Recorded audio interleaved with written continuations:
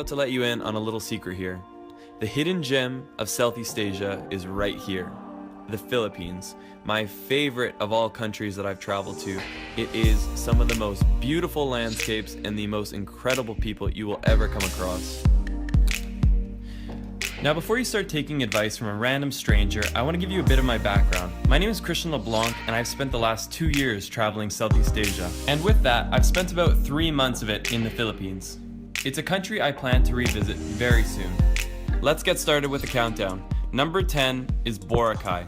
Boracay is easily one of the most popular islands in all of the Philippines, and with that, it can get pretty busy sometimes. Now, that can be a good thing and that can be a bad thing. The great thing is, you can guarantee you can find some extremely beautiful hotels if that's in your budget. You can also find some relatively discount ones too, so budget shouldn't be too much of an issue here. The nightlife is pretty good and the food selection is great. Boracay has everything from low-end hostels all the way up to extreme luxury hotels. It can be backpacked, but definitely expect to spend a bit more money here. The island of Boracay itself is extremely beautiful. Some of the bluest waters you'll see, and some of the finest white sand beaches. I would assume this is how it got so popular. The population of the island has outgrown the infrastructure at least 10 times over, and this can lead to a lot of congestion. But you're gonna spend most of your time on the beach anyway, so what does that matter? Number 9, Oslob. Oslob is extremely well known for one thing, and that is the whale sharks. This is a place where you can actually go and swim right next to these gentle beasts. Now there is a little bit of controversy that surrounds this because the whale sharks are fed, but I'll leave that up to your discretion. It's such a humbling experience swimming next to an animal that could literally grow as large as a small bus. In record they grow up to 40 feet, although it's very unlikely you'll see one this large. Only 30 minutes away, there's a couple sets of waterfalls. Tumalog is the most impressive of the two. It's a massive drop-off that creates a beautiful mist. Now if you're looking for more of an experience with the waterfalls, check out Aguinid waterfalls because you can actually scale up them, you can jump off of them. It's much more interactive than just looking at a waterfall like you do at Tumalog. It's definitely worth a visit. Number 8 on my list is Malapascua.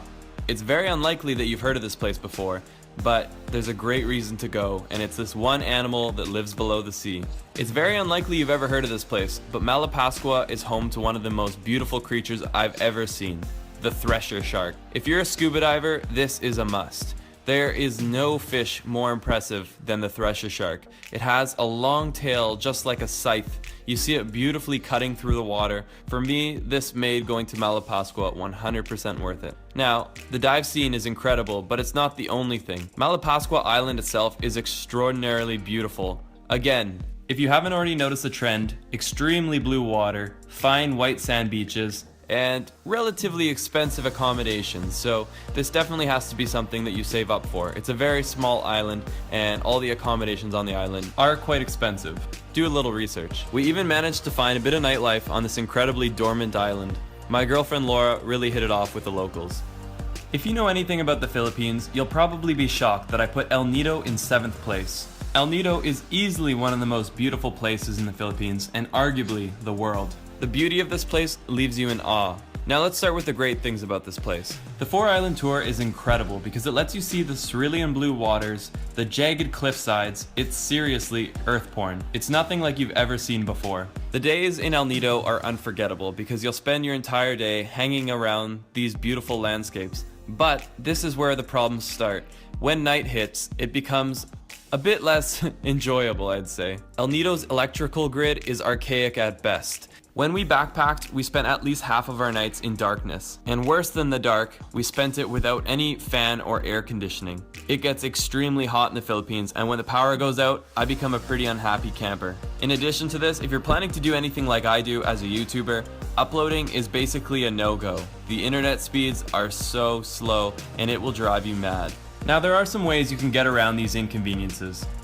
If you spend a lot more money, you can actually stay at accommodations that will have backup generators, and this will at least help take care of the problem of your air conditioning going out, so you won't sweat to death at night. I want to end this on a positive note because despite all the inconveniences of El Nido, the beauty of this place makes it all worth it, so you have to go check it out. If you end up going, make sure you do the 4-island tour, and make sure you climb Tara Cliff if you're willing to risk your life. It's extremely jagged, but the view you get is unforgettable.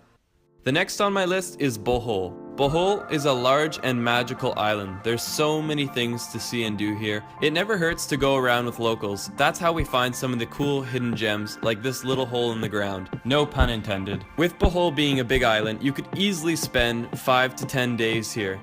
The most popular of the beaches is Alona Beach, and this is a place where you can stay at a 5-star hotel or at a guest house or hostel.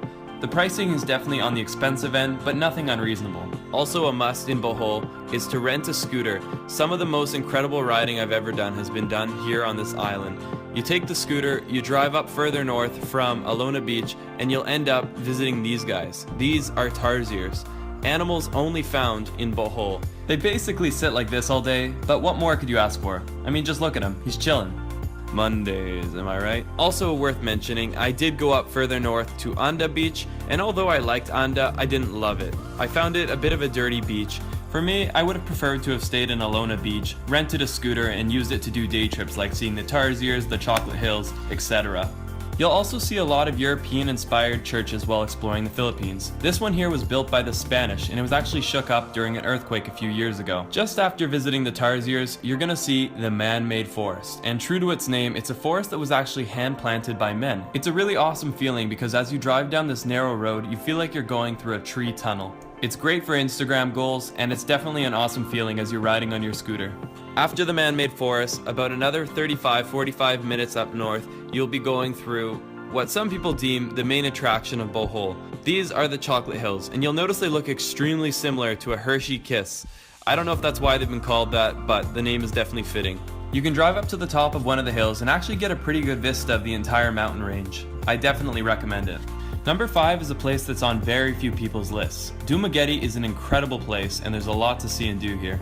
It's a place I spent almost 2 weeks scuba diving and exploring its beautiful nature. If you go to Dumaguete, check out Casaroro Falls. I know I'm probably butchering it, but I'll write it down below. Right across from Dumaguete is a short boat ride to Apo Island. Make sure you check out this place. Apo Island translates into English as Turtle Island, and it's well named because everywhere you go is serious dirt, brah. There's sea turtles everywhere, and these chillers are used to having people around, so they don't mind when you swim up next to them.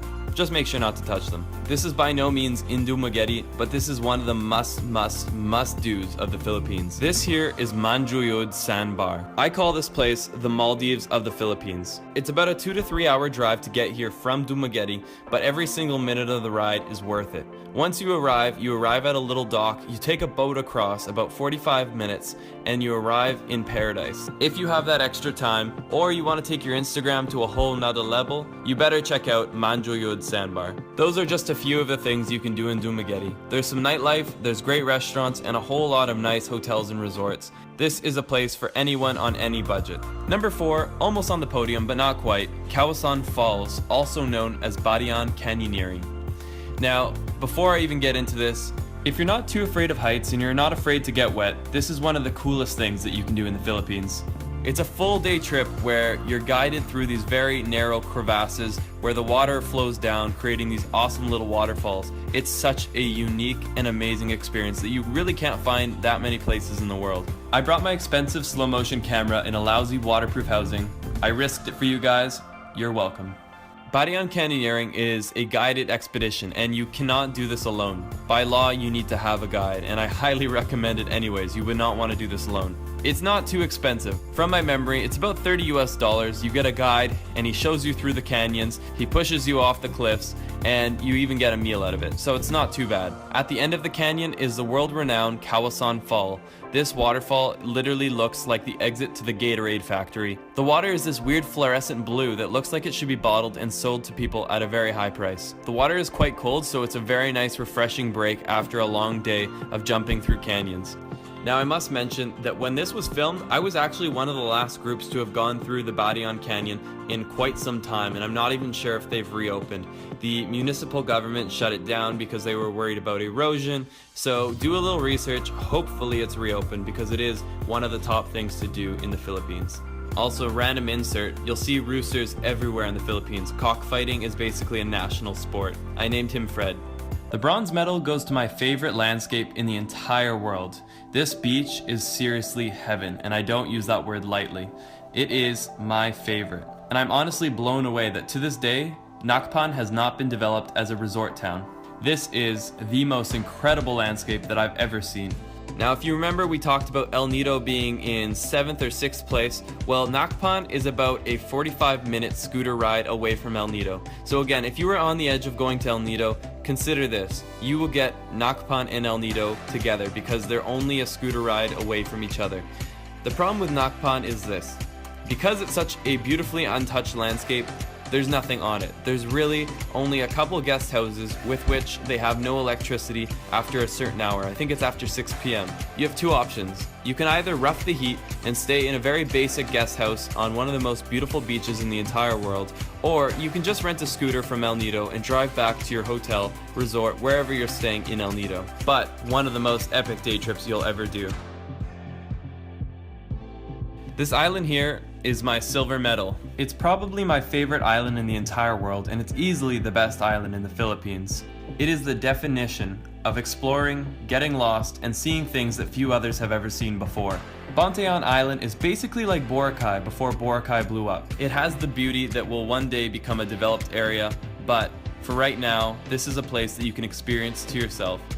There's so much to do here, from exploring the jungle to exploring the beautiful beach that surrounds the entire island. There's even goats that freely roam. This is Jerome. Definitely check out the mangroves. They're these little trees that grow on the water. Go explore the other side of the island where there's literally no identifiable landmarks. Just beautiful untouched nature and so many kids just playing on the side of the road. Definitely say hi to them. They really appreciate it and they're a lot of fun to hang out with. I joined a few kids in playing some basketball and it was definitely one of the highlights to my day. It wouldn't be a perfect island experience without a perfect sunset, and Bantayan certainly has a lot of them. In fact, the Philippines has plenty of them. I don't think I've seen more beautiful sunsets in my entire life. You really start to take them for granted because every single night you get a sunset that could easily be one of the most beautiful you've ever seen. Now, I don't want to call it the winner because everyone's a winner, guys. But just kidding, this is the winner of my top 10 of the Philippines, Coron. Coron is definitely not the easiest of places to get to. It's pretty far north. In fact, it's even farther north than El Nido. It's more inaccessible than El Nido, and it can definitely be a bit of an expensive place to visit because it's so inaccessible. You either take like a 5-hour ferry from El Nido, or you can fly directly from Manila. Definitely expect to pay top dollar because the flights aren't cheap. This is not a cheap place to go. Now it's time to show you why you're willing to spend your money to come here and why you're willing to deal with the inconvenience of getting here. Coron is simply out of this world. I can't compare it to anything, to be honest. It's like New Zealand and Africa had a baby, and it was beautiful. As always, my favorite thing to do is rent a scooter. It's the first thing I do whenever I get to a new place. Get a scooter, go explore this island. You will be blown away. Now, I must say that the roads we took on our scooters were basically like off-roading. There was some very loose gravel, some huge rocks that we were driving over, but the feeling of exploring where few have explored before was so worth it. Similar to Bohol, they have mountains that look like the Hershey Kisses. They're not called the Chocolate Hills, but they're very similar looking. When we drove down this road, we probably didn't see tourists for the entire day. This might sound scary to some of you, but it's one of the most amazing things. The local Filipino people are some of the friendliest and most accommodating people.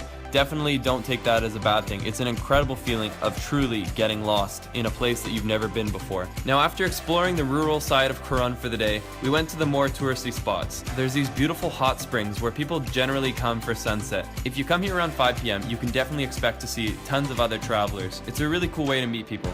The next day, my girlfriend and I and a couple of friends rented kayaks and we went and kayaked all the way across to a set of islands. Now, I don't know if I recommend the kayaking because it truly was a very difficult workout, but it's good to stay in shape while traveling, so maybe this is the best option for you. There's also the option to do island tours similar to an El Nido, so maybe check that out if you don't want to go through excruciating heat in a kayak. But when we made it to the other side, the work was so worth it. Similar to the landscapes of El Nido, you have the jagged cliff sides, the incredibly blue water, and the feeling of being cut off from the rest of the world.